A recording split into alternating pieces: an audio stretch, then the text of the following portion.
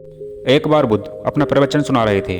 वहां उपस्थित उनके एक शिष्य ने उनसे कहा, गुरुजी, पृथ्वी पर पाप बहुत बढ़ता ही जा रहा है।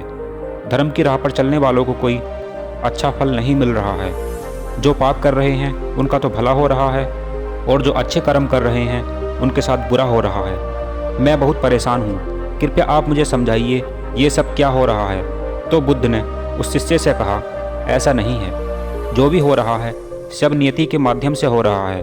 ऐसा सुनकर वह शिष्य बुद्ध से बोला, लेकिन ये कैसी नियति है? पापियों को तो अच्छा फल मिल रहा है, और जो धर्म की राह पर चलकर अच्छा कर्म कर रहे हैं उनके साथ बुरा हो रहा है। तो बुद्ध ने उस शिष्य से कहा, मुझे कोई ऐसी घटना बताओ जिसमें पाप करने वालों के साथ अच्छा और भला करने वालों के साथ बुरा हुआ हो। तो उस शिष्य ने कहा, मैं अभी जंगल से आ रहा था, तो वहाँ एक गाय दलदल में फंसी हुई थी। कोई उसे बचाने नहीं आ रहा था। तभी वहाँ से एक चोर गुजरा और गाय को फंसा देखकर वह नहीं रुका। वह उस गाय पर पैर रखकर निकल गया, और आगे चलकर उसे एक सोने की मोहरों से भरी एक थैली मिली। थोड़ी देर बाद वहाँ से एक बूढ़ा आदमी गुजरा। उसने उस गाय को बचाने की कोशिश की।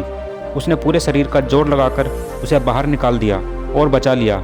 लेकिन मैंने देखा, गाय को दलदल से निकालने के बाद वह जब आगे गया तो एक गड्ढे में गिर गया। आप बताइए, ये कौन सा न्याय है? उसकी यह बात सुनकर बुद्ध बोले, यह तो सही हुआ। जो चोर गाय पर पैर रखकर भाग गया था उसकी किस्मत में तो खजाना लिखा हुआ था, लेकिन उसके इस पाप के कारण उसे कुछ मोहरें ही मिली। वहीं उस साधु को गड्ढे में इसलिए गिरना पड़ा क्योंकि उसके भाग्य में तो मृत्यु लिखी थी। लेकिन गाय को बचाने के कारण उसके पुण्य बढ़ गए और उसकी मृत्यु एक छोटी चोट में बदल गई। इंसान के कर्म से उसका भाग्य तय होता है। यह बात सुनकर उस शिष्य ने बुद्ध को धन्यवाद दिया और उसने अपने जीवन में अच्छे कर्म करते रहने का प्रण लिया।